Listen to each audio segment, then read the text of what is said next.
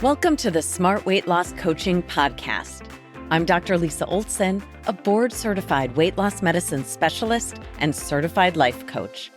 In this podcast, I'll share fresh insights and effective techniques for incorporating mindset, habit change, and proven science into your life. Are you ready to achieve sustainable weight loss, wellness, and longevity? Then let's jump in and lose weight the smart way. Welcome back. If you're trying to lose weight, you've probably wondered, or maybe you think you know, which diet is most effective for weight loss. Low carb, high fat, or high carb, low fat? Or should we split the difference and then go with either high protein or low protein? There's a clear answer in the research, and that answer might surprise you, which is why we're going to talk about it in today's episode. To be honest, I'm over the drama about macros, especially high protein diets. Why are all of my clients being advised to eat 100 or 120 or more grams of protein a day, regardless of whether or not they are doing resistance training, regardless of what they weigh?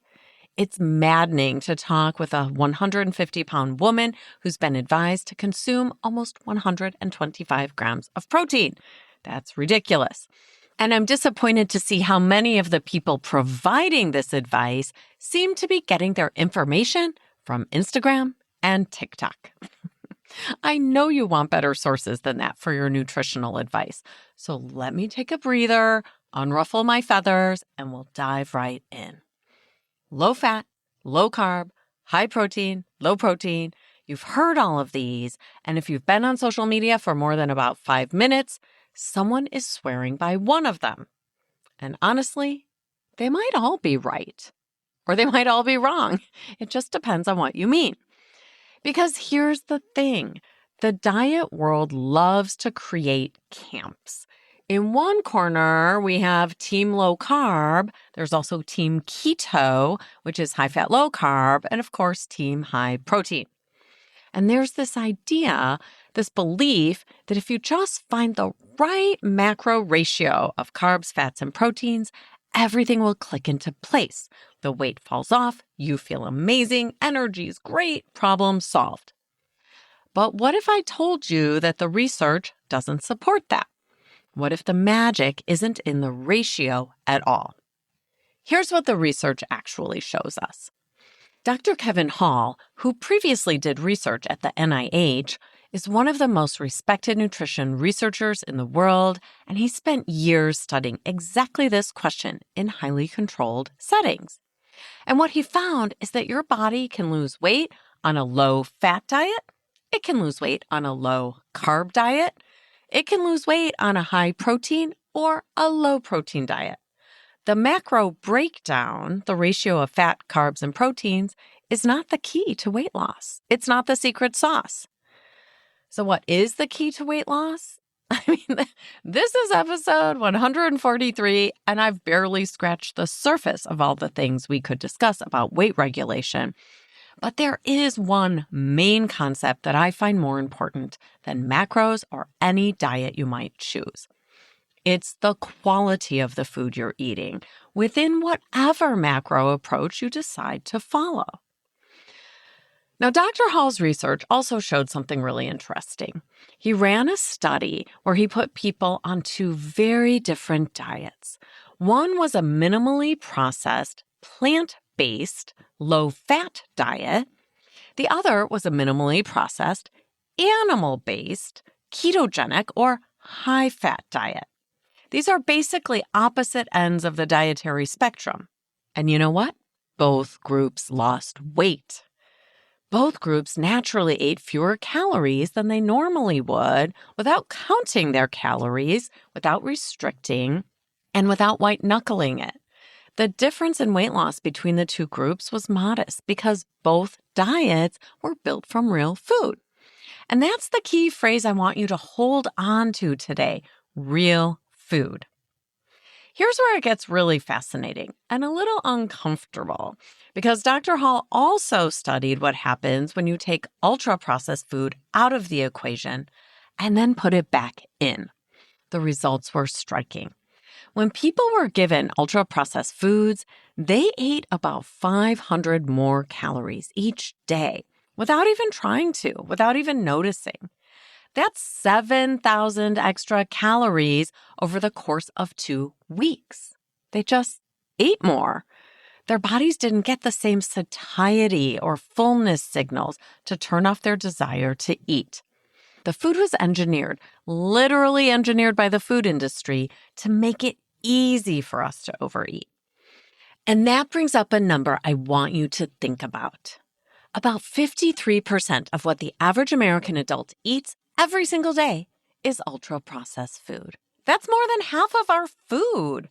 You might think you don't eat that much if you're not eating fast food every day, but ultra-processed ingredients are hidden in food that appears to be healthy, at least on the front of the label. So often we think we're eating well when we're not. And for kids, that number jumps to over 60%. More than 60% of what kids eat these days is ultra-processed. The only good news to report about this is that these numbers are actually slightly improved from the numbers I reported a few years ago on this podcast. So hopefully we'll see those continue to trend in a better direction. Before we get specific about changes you might like to make for weight loss, longevity, or better health, let's hear a quick word from our sponsor. Just kidding. It's still me, Dr. Lisa Oldson, physician and founder of Smart Weight Loss Coaching. Many of you have asked when we're going to have an online men's program. Well, it's time. We have one. Yay! Finally. Head over to our website at smartweightlosscoaching.com where you can sign up and get started today. We're so excited that we're now helping both women and men lose weight and live healthier longer. And we're back. I've talked about ultra-processed food in a number of previous episodes, and I gave you some examples of foods that look healthy on the outside, but are anything but healthy when you turn the package over to look at the ingredient list. Remember the peanut butter and bread example? A brand name peanut butter and a brand name whole wheat bread.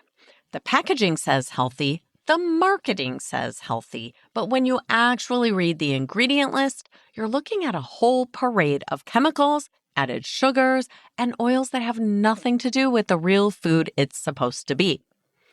That's the thing about ultra-processed food. It's designed to look good on the shelf. It's not designed to be good for your body. So here's where I want to bring this back to you, because I know what some of you are thinking. Okay, Lisa, ultra-processed food is bad. I get it. But I still don't know what to eat. I still don't know which diet to follow.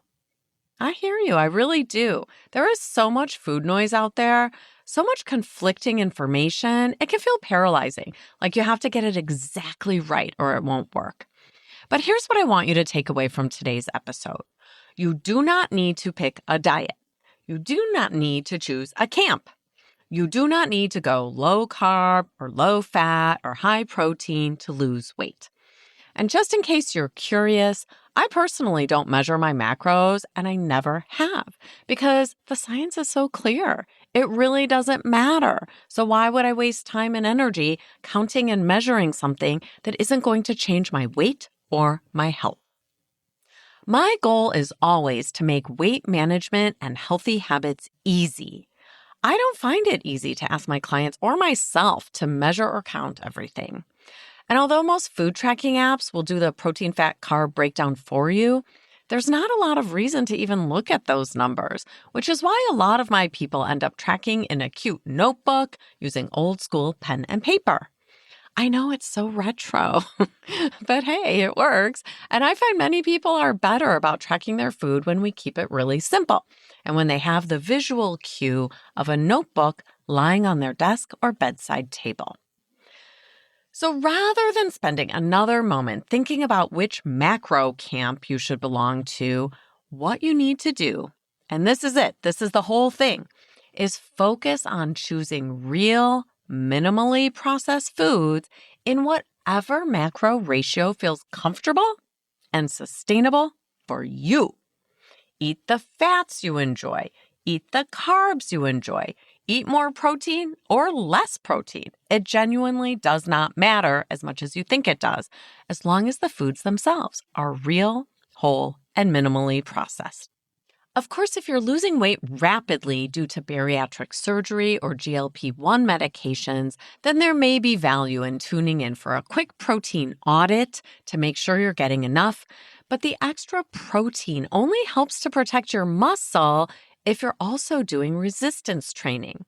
In other words, GLP-1 meds don't make you protein deficient, but if you're losing a large amount of weight rapidly, you will need to pay a little more attention to protein and dial up your resistance training in order to mitigate muscle loss. Don't forget that you can get enough protein from plants. So even if you're on a GLP-1 medication, you may not need to go meat crazy like many of the people I hear from who are overly worried about getting enough protein and look only to animals as a source of that protein.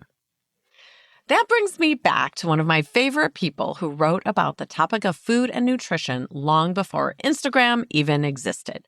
Michael Pollan, one of the best food writers out there. He said it best. Eat real food, not too much, mostly plants. That's still the right advice. Simple, clean, no superfoods or restrictive macros required. So let's talk about what that actually looks like in practice. When I say real food, what does that mean? My husband says that my advice can be summed up as eat what your great-grandparents ate. It's as simple as that. It also means eating the kind of food that doesn't have a marketing budget. You typically don't see a billboard or magazine ad for green beans, right? Think vegetables, fruits, nuts, beans and lentils, whole grains, fish, eggs, good quality meats, water. These are foods that have been sustaining human beings for thousands of years, and you'll notice that they don't come in a package with a cartoon character on it. When you build most of your meals around foods like these, in whatever ratio feels good to you, you're already ahead of the game. Trust me when I say that you don't need a perfect plan. You don't need to overhaul everything. You just need to make your next choice a good one. Choose an actual real food, maybe even one that doesn't come in a package. Which brings me to one of my favorite questions. What's your NBA for today? Your next best action. Not your next perfect action, not your perfect plan for the rest of the month, your next best action. It doesn't have to be a whole new diet or a brand new program. And it certainly doesn't have to involve counting your grams of fat versus carbs versus protein.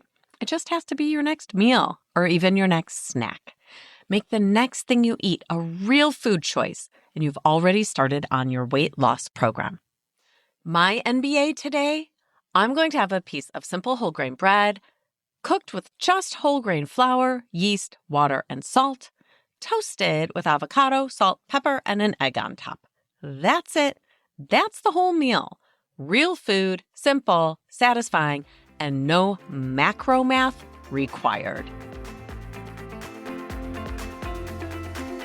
Thanks so much for listening. If you'd like more support during your smart weight loss journey, check out our group coaching program at smartweightlosscoaching.com. Until next time, stay well and stay smart.